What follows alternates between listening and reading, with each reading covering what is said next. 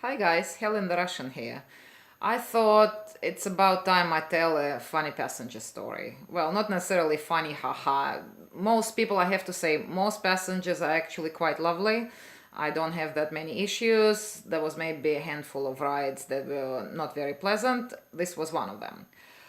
Let me preface by saying I do not normally drive at night. For many reasons. I usually drive in my spare time, few hours here and there, definitely not every day. So normally it ends up being afternoon or early evening, and then on certain days, early mornings in Las Vegas are quite good. Monday morning being one of them because generally people check out of the hotels and go home, so you just give the folks rides to the airport and it's all good. So that particular morning, it was a holiday weekend. I think it was the 4th of July. So it was a Tuesday, but I figured because it was a long holiday weekend, Tuesday morning would be kind of like Monday morning. And in some ways it was, and in some ways it wasn't. So I get a ride request to a Spearmint Rhino, which is a well-known strip club. I normally quite like rides from strip clubs in the morning because generally it's the girls. They finish their shift, they want to go home, they're quite nice, we have a nice chat, they tip you at least a fiver, all good.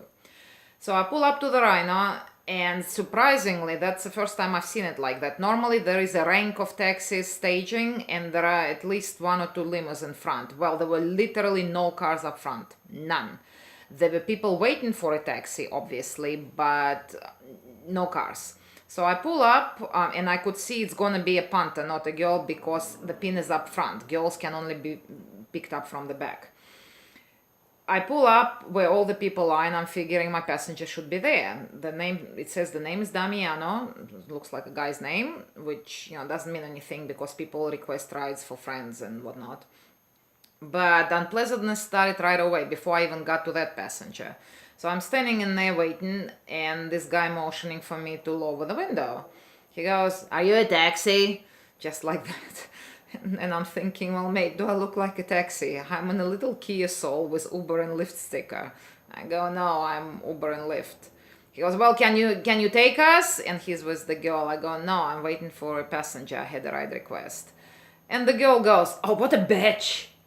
I don't know what caused that, and I thought, well, that's not nice. I didn't do anything to you, but that was alright. So the clock is ticking. It was an Uber ride. And I get a phone call from Damiano, and he's saying he's up front, and I told him that's where I was. Well, we figured out he was about 3 meters ahead where he really shouldn't been. That's not where pickup is, but that's alright. So I drive forward to get to him. He's waving his hand. I get to him, and straight away, as he opened the door, he goes, oh, pretty girl, I like your hair. Can I touch your hair? Yeah, that set my teeth on edge straight away. I go, mate, don't touch me. And a little aside here, I do understand a lot of people, guys especially, come to Vegas for all kinds of fun, and it's all good. I'm perfectly fine with it. When you're in a strip club and you're paying a girl, technically you're not meant to touch, but if she lets you, it's all good. That's how girls make money, by all means. If you're in a nightclub and the girls get raunchy, they want to have fun, do it. But it does not mean that you can do it to every woman you see in Las Vegas. No, the answer is no. You can't touch everybody. You can't have lewd conversations with everybody. You cannot have suggestive conversations with everybody. I listened to videos from other drivers, and I remember Uberman had an incident where the guy kept putting his hand on his leg and rubbing his leg, and he didn't like it, but he wasn't really saying much. And Kevin, the entrepreneur, had the case where he got actually assaulted. The guy pushed him, and then there was another case, I think he mentioned that someone was touching him. Well, for me, it's a hard boundary. Like, it's a no-go. No one's touching me. I'm here to drive you from point A to point B in my car. There is no touching, okay? Anyhow, so he goes, well, no, I'm just saying, I was just asking. I said, and I'm just answering. Do not touch. So they get in the car. He's got 3 girls with him. Not the girls, not the strippers from the club. But very clearly, these girls get compensated for their time. So one girl gets up front, and he gets in the middle with 2 girls, sandwiched between 2 girls, right? And so I turn around, I look at him, and I go, are you going to behave? Because quite frankly, if he carried on in the same manner, I would have canceled the ride and ejected them from the car. and it would be very easy in front of the Rhino. I would just yell for the bouncer to come over, and it would have happened. They would be removed from the car, and I would have gotten easily another ride from that crowd that was standing behind me. So he didn't say anything, but it looked like he was gonna be okay. So I thought it was a short ride just to the Dre's nightclub, 5-minute ride, easy. So I thought, we'll just deal with that. So he keeps carrying on. He goes, "You're very nervous. You're nervous. I just was asking if I can touch." I said, "Look, please stop. We already had this conversation." And just to feel a bit more secure, I have two different phones, one for Lyft, one for Uber. So I pointed on the ones that I wasn't using, and I said, "I'm recording this whole thing."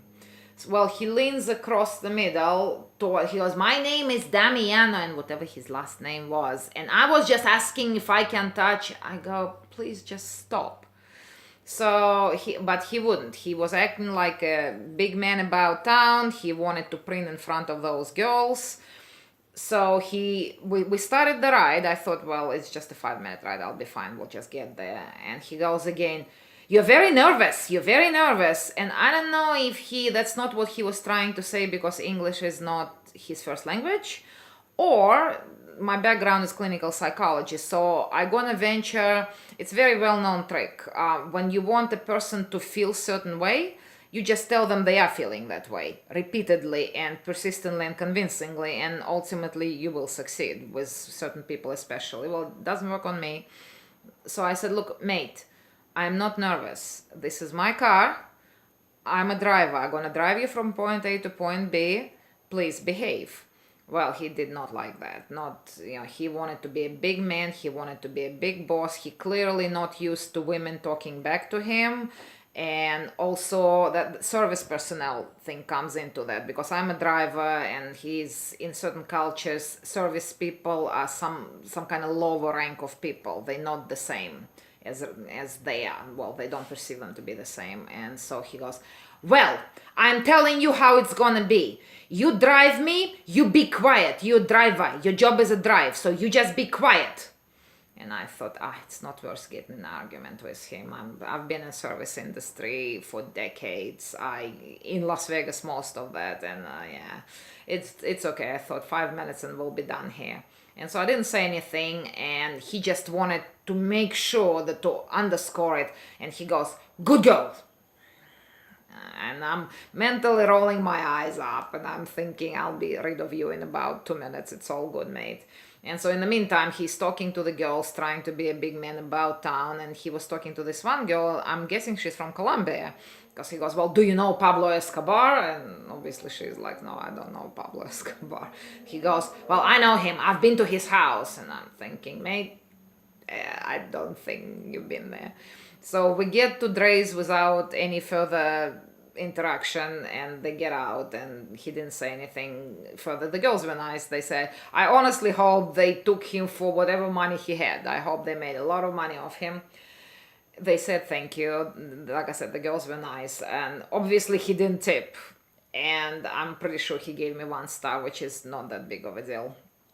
And I go off, and it's all, but let me just give you some context to the whole story. The guy is acting like he's a big shot, right? He's all that. Well, for starters, he is ordering Uber X, right? And I know it comes up what kind of car you're getting when you order it. It's a little Kia Soul. You're such a big man, order a limo. Seriously, Rhino has various limo drivers on speed dial, and they actually have a couple of their own limos. If you're willing to pay, and it'll cost you probably between 60 to 100, the limo will be provided to you quite quickly. Bearing that, or Uber Black, you're this big man with all this money supposedly, Pablo Escobar, order Uber Black, get yourself a Mercedes, get yourself a Beamer with leather seats. Oh no, you're ordering Uber X for $5. I mean... honestly. So that's that, but the story actually doesn't quite end in there. Not even an hour later, I got a ride request to Bellagio, and going back and forth, the guy actually wasn't at the Bellagio, my passenger. He was at the Cromwell, which is where Dre's Club is. So I pick up the guy, and we're having a bit of a chat, and he says he just came out of Dre's. And I said, oh, I dropped someone off who was decidedly unpleasant and with 3 girls. He goes, oh, I know exactly who you're talking about. Says the club's not busy. I saw him. He goes, he looks like a D word, only he spelled it out. And he goes, he's definitely an a-hole. And again, he spelled that word out. And it just gave me such a laugh, which goes to prove it's not just me. The guy was an a-hole. And so this guy, the second guy, who I only took to Planet Hollywood, really short ride, he gave me $5 tip, and he goes, look, don't pay attention to guys like that, which I don't, but it was kind of nice. So anyhow, the story is just entertaining story for the passengers, but as far as drivers go, and I'm sure you know that, but just a piece of advice. Decide for yourself, because we do have the rating systems, and I understand you have to be careful, and sometimes you put up with things you don't want to put up with. Decide to yourself, not when you're driving, but when you're at home and you have spare time, think about it and figure out what your boundaries are. Soft boundaries and hard boundaries. And stick by them. Because otherwise it becomes really not worth it. We're not making that much money. And it's gonna obviously affect your overall well-being. Just don't put up with it. Don't deal with people like that. Terminate the ride. Ask them to leave the car. And don't be afraid of the ratings. If it's something like I described, I'm pretty sure if I wanted to push and contacted Uber would have been on my side. They would have removed that rating. They quite possibly would deactivate the passenger. They would not, because necessarily that they care so much about drivers, because we all know they don't really. But there is such thing as publicity, and especially now, Uber is very much concerned about publicity. So if a woman driver goes into all kinds of social media and says, look, the passenger was touching me, he was suggestive, he was pretty much molesting me during the drive, Uber did nothing about it, that's not gonna look good. Uber is not gonna go for it, not for one passenger. It's not gonna make a difference. So what I'm saying, they will uphold driver's side, they will support the driver. So that's the bottom line. Decide what the boundaries are. Don't let people push them. Just don't. And everybody's individual thing. Everybody has their own boundaries. Only you know what you can tolerate to what extent. Well, just stick with it and it's all gonna be good. All right. Have a nice day, everybody.